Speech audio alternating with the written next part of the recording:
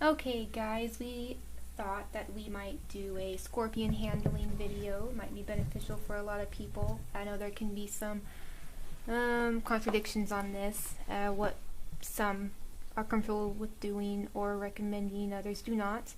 In general, they recommend not handling scorpions unless you need to clean their cage or examine them for some reason. We have Florida Barks and the Dictator Emperors.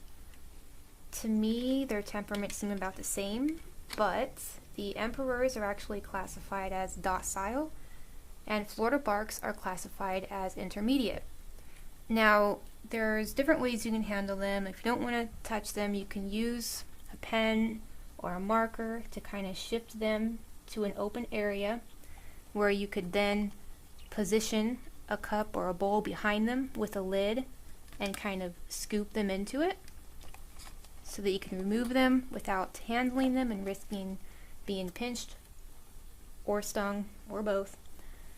Or you can also start with the pen, and if you poke them you can get an idea of whether they're going to be defensive or they're not in the mood to be picked up right now.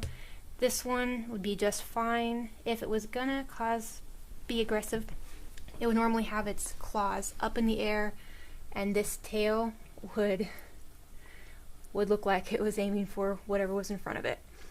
But you can take your hand. Oh, sorry. Didn't want to drop him in there and hurt him, huh? He startled me when he took off running. Yeah. But you just kind of poke him into and prod him. There you go. Corral him a little bit. It can stress them out with too much handling. We don't handle these ones all the time, but it's okay. There it is. Yeah, the main thing to remember is not all scorpions are created equal. An Asian forest scorpion, a giant one, they will bite you. They will sting you. They are aggressive, and that's their nature. These guys are not. They're quick, and they can startle you with their movement, but more than likely, they're not going to hurt you. You're gonna spook it. But now we've had these for about a year, and we have not been stung or pinched. Yet. Always a first time for everything, right. though. There is a first time for everything. But if it gives me the aggressive stance to start off with, I don't pick it up with my hand. Now, they're very quick. Don't let anyone fool you. These guys can move really fast. Like you saw in the beginning when it startled, it took off and startled because of the movement. It's very fast. Again, all scorpions are not created equal. Like she said, look and pay attention to the stance. If its claws are up, if its tail looks like it's ready to sting, if it's rearing down and back with its body up in front, it's going to bite you. It's going to sting you.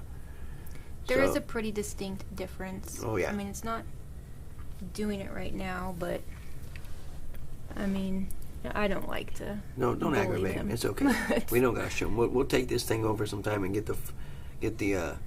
Oh, my mom's. Yeah. Ooh, we can show you an aggressive one sometime. Yeah, he'd be perfect. He's Yeah. never in the mood He's to be a picked up. giant Asian forest scorpion, and he even get near the cage and he rears up and brings his claws up and he's ready to go. Most of the time. Yeah. So, like she said, though, there's no real reason to pick them up. You can't. They don't actually tame per se. Their temperament is what it is. Yeah. Regular handling will not make them more tame, based on what I researched. So. Right. So, there's no reason to really pick them up,